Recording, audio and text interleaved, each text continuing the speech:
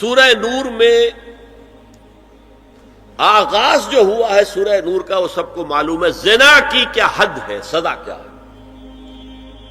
غیر شادی شدہ زانی یا زانیہ اس کی سزا 100 کوڑے، اور اگر کوئی الزام لگائے اور ثبوت پیش نہ کر سکے، 4 گواہ نہ لا سکے، تو قذف کی حد کیا ہے، 80 کوڑے.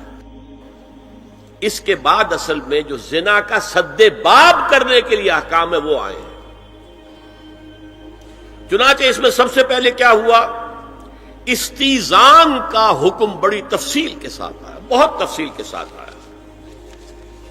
یا ایھا الذین آمنوا لا تدخلوا بیوتا غیر بیوتکم حتی تستأنسوا وتسلموا علی اہلها ذالکم خیر لکم لعلکم تذکرون. اہل ایمان ہرگز مت داخل ہو اپنے گھروں کے علاوہ کسی اور گھر میں جب تک کہ تم ان کے ساتھ مانوس نہ ہو جاؤ، اذن نہ لے لو، ان پر سلام نہ کرو، یہی تمہارے لیے بہتر ہے. اس کے بعد تفصیل آئی ہے، اس میں میں اس وقت نہیں جا رہا ہوں.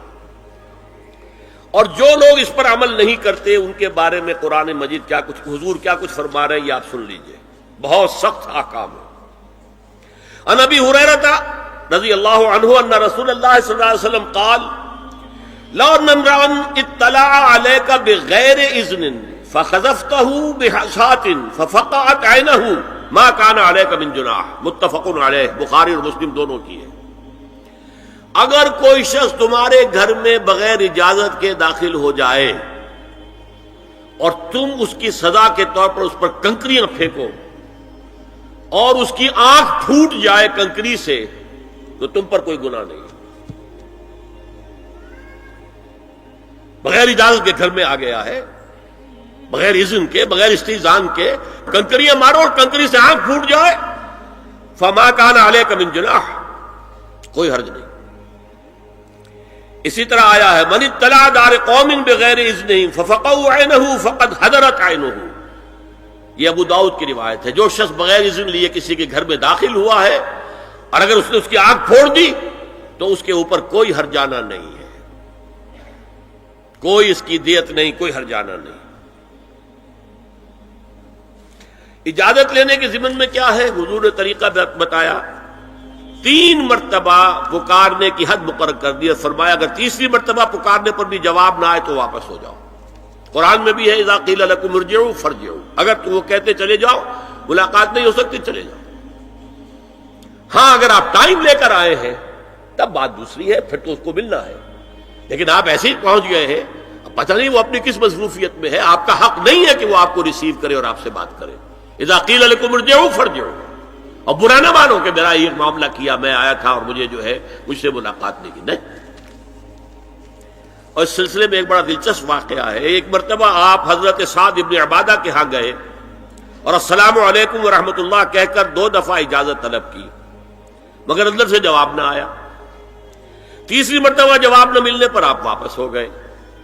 حضرت سعد اندر سے دوڑ کر آئے اور عرض کیا یا رسول اللہ میں آپ کی آواز سن رہا تھا، مگر میرا جی چاہتا تھا کہ آپ کی زبان مبارک سے میرے لیے جتنی بار بھی سلام و رحمت کی دعا نکل جائے اچھا ہے. تیسری مرتبہ بھی آپ کہیں. پھر دوڑ کر آئے اور لپٹ گئے حضور سے صلی اللہ علیہ وسلم. یہ ہے استیزان کا معاملہ. اب آ رہی ہے اصل آیت. قل للمؤمنین یغضوا من ابصارہم ویحفظوا فروجہم ذالک ازکی لہم ان اللہ خبیر ما یصنعون. وقل للمؤمنات یغضضن من ابصارہن ویحفظن فروجہن ولا یبدین زینتہن الا ما ظہر منہا وَلْيَضْرِبْنَ بِخُمُرِهِنَّ عَلَى جُيُوبِهِنَّ وَلَا يُبْدِينَ زِينَتَهُنَّ إِلَّا لِبُعُولَتِهِنَّ أَوْ آبَائِهِنَّ أَوْ آبَاءِ بُعُولَتِهِنَّ أَوْ أَبْنَائِهِنَّ أَوْ أَبْنَاءِ بُعُولَتِهِنَّ أَوْ إِخْوَانِهِنَّ أَوْ بَنِي إِخْوَانِهِنَّ أَوْ بَنِي أَخَوَاتِهِنَّ أَوْ نِسَائِهِنَّ أَوْ مَا مَلَكَتْ أَيْمَانُهُنَّ أَوِ التَّابِعِينَ غَيْرِ أُولِي الْإِرْبَةِ مِنَ الرِّجَالِ أَوِ الطَّفْلِ الَّذِينَ لَا يَظْهَرُوا عَلَى عَوْرَاتِ النِّسَاءِ ولا يضربن بأرجلهن ليعلم ما يخفين من زينتهن وتوبوا إلى الله جميعا أيها المؤمنون لعلكم تفلحون. یہ لمبی آیت ہے. اہل ایمان، اے نبی کہہ دیجئے اہل ایمان مردوں سے اپنی نگاہیں نیچی رکھا کریں اور اپنی شرمگاہوں کی حفاظت کریں، یہی ان کے لیے زیادہ پاکیزہ عمل ہے۔ ان اللہ خبیر بما یصنعون، اور جو کچھ وہ کر رہے ہیں اللہ اس سے واقف ہے۔ وَقُلْ لِلْمُؤْمِنَاتِ يَغْضُضْنَ مِنْ أَبْصَارِهِنَّ، اور مومن عورتوں سے بھی کہہ دیجئے کہ وہ اپنی نگاہیں جو ہیں نیچی رکھا کریں، وَيَحْفَظْنَ فُرُوجَهُنَّ، اپنی شرمگاہوں کی حفاظت کریں، وَلَا يُبْدِينَ زِينَتَهُنَّ إِلَّا مَا ظَهَرَ مِنْهَا، اور اپنی زینت کو ظاہر نہ کیا کریں سوائے اس کے کہ جو بالکل ظاہر ہو جائے، از خود ظاہر ہو۔ دیکھیے سب سے پہلے میں آپ کو بتا چکا ہوں کہ یہ گھر کے اندر کا پردہ ہے۔ نگاہیں نیچی رکھنا گھر کے مرد بھی اور گھر کی عورتیں بھی۔ یہ کیوں کہا گیا؟ آج آپ کے علم میں نہیں ہوگا انسیسٹ کس قدر تیزی سے پھیل رہا ہے مغرب کے اندر۔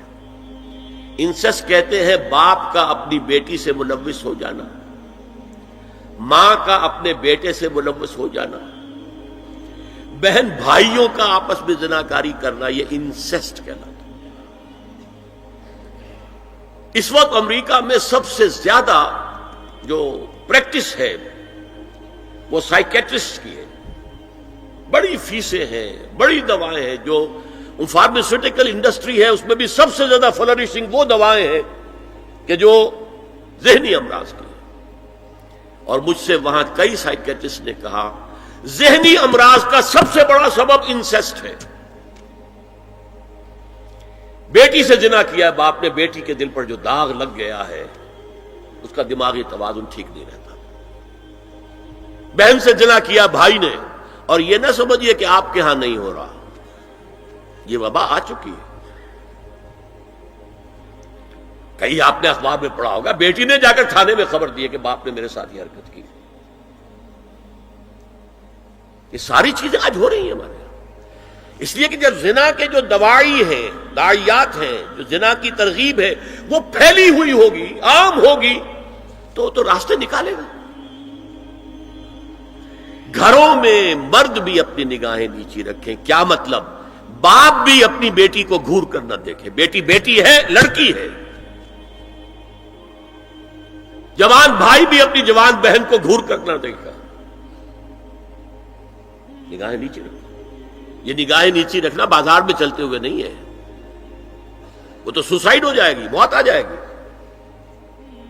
کوئی گاڑی آپ کو روک دے گی۔ یہ گھر کے اندر ہے، اور اس لیے ہے کہ بہرحال باپ مرد ہے، بیٹی عورت ہے۔ میں نے آپ کو فرائیڈ کی بات بتا دی ہے، وہ تو کہتا ہی ہے کہ باپ اگر محبت بھری نگاہ بیٹی پر ڈال رہا ہے اس میں سیکس ہے، سیکس کا جذبہ ہے۔ اگر ماں بیٹے پر محبت بھری نگاہ ڈال رہی ہے تو سیکس ہے، ایڈیپس کمپلیکس مشہور ہے اس کا۔ لیکن اپنی جگہ یہ ہے کہ باپ مرد ہے، بیٹی عورت ہے، بھائی مرد ہے، بہن عورت ہے۔ لہذا گھروں کے اندر بھی اپنی نگاہوں کو نیچا رکھو۔ میں آپ کو قول سنا چکا ہوں مولانا فراہی کا۔ اصلاحی صاحب نے کہا جب مولانا فراہی نے مجھ سے یہ کہا کہ اصل میں سورہ احزاب میں گھر کے باہر کا پردہ ہے اور سورہ نور میں گھر کے اندر کا پردہ ہے، تو کہتے میری آنکھیں کھل گئیں اور چابی مل گئی، کلید مل گئی ان آیات کو سمجھنے کی، ان کی اصل پس منظر کو، حقیقت کو جاننے کا راستہ کھل گیا۔ تو یہ جو ہے غض بصر، یہ باہر کے لیے نہیں ہے، یہ گھر کے اندر کے لیے ہے۔ بیٹی کا آخر جوان ہو رہی ہے، اس کے سینے کے اوپر کچھ غبار آ رہا ہے، اس کو گھور کر مت دے، نگاہیں نیچی کر۔ قل للمؤمنین یغضوا من ابصارهم ویحفظوا فروجهم ذلک ازکی لهم ان اللہ خبیر بما یصنعون۔ نوٹ کر لیجئے کہ یہ کہاں ہو رہا ہے؟ گھر میں داخلے کے بعد۔ گھر میں داخلہ اجازت سے، اور داخلہ ہوگا صرف محرموں کا، گھر کے اندر جو ہے وہ نامحرم تو نہیں آئے گا۔ یہ میں آگے بیان کر رہا ہوں۔ وَقُلْ لِلْمُؤْمِنَاتِ يَغْضُضْنَ مِنْ أَبْصَارِهِنَّ وَيَحْفَظْنَ مِنْ فُرُوجِهِنَّ، اور کہہ دیجئے مومن عورتوں سے بھی کہ وہ بھی اپنی نگاہیں جھکا کر رکھیں اور اپنی شرمگاہوں کی حفاظت کریں۔ وَلَا يُبْدِينَ زِينَتَهُنَّ إِلَّا مَا ظَهَرَ مِنْهَا، اس ٹکڑے پر بڑا قیل و قال ہے جدید مفکرین اور جدید دانشوروں نے کہ وہ اپنی زینت ظاہر نہ کرے سوائے اس کے جو خود ظاہر ہو جائے. وہ کہتے ہیں اس میں چہرہ بھی شامل ہے، اور جب چہرہ شامل ہے تو اس کا مطلب چہرے کا پردہ نہیں ہے. لا حول ولا قوت الا باللہ. آپ کو بہت سے حضرات نے وہ پڑھی ہوگی بحث جو جنگ میں ہو گئی تھی. ایک صاحب وہ انسٹیٹیوٹ آف پالیسی اسٹڈیز اس کے اسکالر ہیں، ریسرچ کو انہوں نے لکھ دیا کہ الا ما ظہر منہا میں چہرہ ظاہر ہے، شامل ہے، لہذا پردہ نہیں ہے. اور ارشاد احمد حقانی صاحب نے بھی زوردار اس کے اوپر جو ہے وہ تائید لکھ دی، اور گویا کہ کہا کہ اب تو مسئلہ ہی طے ہو گیا. جب ایک ریسرچ اسکالر کہہ رہا ہے تو یہ مولوی ملاٹے جو کہتے پڑھتے ہیں کہ یہ عورت کا جو چہرے کا پردہ ہے، یہ تو بات ختم ہو گئی. The matter is clutched. میں نے صرف ایک جواب دیا کہ اس شخص نے جو بڑا ریسرچ اسکالر تھا، پہلے یہ لکھا ہے کہ سورہ نور کی ان آیات میں سطر کے احکام آ رہے ہیں، تو پھر یہاں پردے کا چہرے کا معاملہ کیا ہو؟ سطر میں تو پردہ چہرہ شامل نہیں ہے. محرموں سے پردہ کیا ہے؟ محرموں سے اس کا نام سطر ہے. عورت کا پورا جسم سطر ہے سوائے چہرے کی ٹکیا اور یہ ہاتھ اور یہ پاؤں، بس. کیا مطلب ہے؟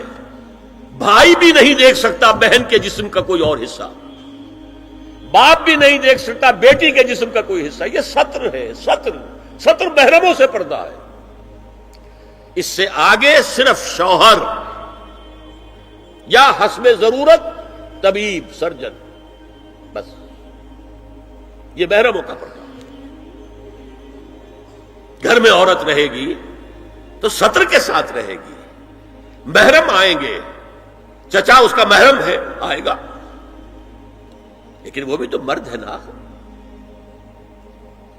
چہرہ تو نہیں ڈھانپے گی اس لیے کہ محرم ہے، لیکن باقی جسم سطر. عورت کا پورا جسم سطر ہے سوائے چہرے کی ٹکیا. بال بھی سطر میں شامل ہے. سر پر وہ سکارف جو آج کل بنا ہوا ہے، بہت بڑا مسئلہ. انہوں نے چہرے کو نکال دیا، صرف سکارف سمجھا ہوا، پر حجاب کہتے ہیں. حالانکہ وہ حجاب پورا تو نہ ہوا، وہ صرف ایک حصہ ہے، لیکن ایک حصہ صحیح ہے. سر کے بال جو ہے وہ چھپے ہونے چاہیے. یہ سطر میں شامل ہے. چہرے کی ٹکیا ہے جو سطر سے باہر ہے. ہاتھ ہے پونچوں سے باہر، اور پیر ہے ٹخنوں سے نیچے، بس. اللہ اللہ خیر. تو فرمایا ما ظہر منہا من زینتہن میں الا ما ظہر منہا میں کیا کیا چیزیں آ سکتی ہیں. دیکھیے، اگر عورت پوری کی پوری برقعے کے اندر ملبوس ہے، چہرے پر بھی نقاب ہے، آنکھوں کے آگے بھی یا جالی ہے یا کوئی چشمہ ہے، تو پھر بھی اس کے حسن کا ایک حصہ وہ ہے جو ظاہر ہے. اگر طویل القامت ہے، قد و قامت، یہ حسن کا حصہ ہے کہ نہیں؟ وہ کہاں چھپائے گی؟ اور غالب نے جو شعر کہا ہے، تیرے سرو قامت سے ایک قد آدم قیامت کے فتنے کو کم دیکھتے ہیں. سرو قد عورت. اسی طرح جسم سے ڈول ہے، اکیرا بدن ہے، یہ تو نہیں چھپے گا. عورت موٹی ہے، کیسی ہے، جسم جو غیر متناسب ہے، یہ تو نہیں چھپے گا. متناسب ہے اعضاء، قداور ہے، اکیرا بدن ہے. یہ ہے وہ چیزیں کہ جو حجاب کے سلسلے میں ما ظہر منہا. یہاں ہو رہا ہے کہ جو سطر کے سلسلے میں ہے ما ظہر منہا، زینت کا، اور وہ چہرہ ہے.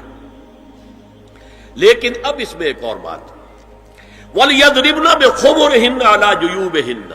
یہ بھی گھر کے اندر کی بات ہو رہی ہے. چونکہ میں پہلے بتا چکا ہوں، جلباب ہوتا تھا جب گھر سے باہر نکلتی تھی عورت، تو وہ اپنی چادر لپیٹتی تھی اپنے گرد، چہرہ نہیں ڈھانپتی تھی. صرف چہرے کا حکم دیا گیا اس کے ضمن میں. وہ سورہ عذاب کی آیت ہے، وہ رہ گئی، وہ میں بیان کروں گا. اور خمار اوڑھنی ہوتی تھی جو گھر میں اوڑھتی تھی. گھر میں ظاہر بات ہے کہ جلباب تو نہیں لیا جا سکتا، آخر گھر کا کام کاج کرنا ہے. ہلکی سی اوڑھنی تو وہ گھر میں. لیکن فرمایا وَلْيَضْرِبْنَ بِخُمُرِهِنَّ عَلَى جُيُوبِهِنَّ.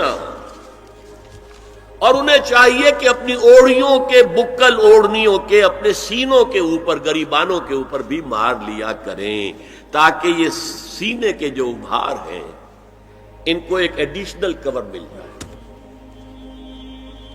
دیکھیے سطر کا تقاضے کیا ہے، گن لیجئے. لباس نبیز ہونا چاہیے، باریک نہیں. حضور نے فرمایا اللہ کی لعنت ہو ان پر جو لباس پہن کے بھی ننگی ہوتی ہے. باریک اتنا لباس ہے یا چست اتنا لباس ہے، ڈھیلا ڈھالا ہونا چاہیے، نبیز ہونا چاہیے. لباس کے اندر یہ دو حصے جو ہیں وہ لازم ہیں. اور پھر سینے پر، اب ظاہر بات ہے کرتا پہنا ہوا ہے، ڈھیلا ڈھالا ہے، پھر بھی یہ سینے کے ابھار تو ظاہر ہو جائیں گے. ان پر ایک اضافی اوڑھنی سر پر سے لے کر اور اپنے اس گریبان کے اوپر بکل مار لینا، تاکہ یہ جو نسوانی حسن کا دوسرا مظہر ہے. پہلا چہرہ سب سے بڑا چہرہ. اب جو لوگ کہتے چہرے کا پردہ نہیں ہے تو خدا کے بندو پھر پردے کی ضرورت کیا ہے؟ نسوانی حسن اگر اس میں اٹریکشن ہے وہ کہاں ہوتا ہے سب سے بڑھ کر؟ مظہر اول کون سا ہے نسوانی حسن کا؟ چہرہ ہی تو ہے. اب میں ذرا شرم کے ساتھ کہہ رہا ہوں لیکن یہ اپنی شاعری کے کچھ الفاظ آپ کو سنا رہا ہوں.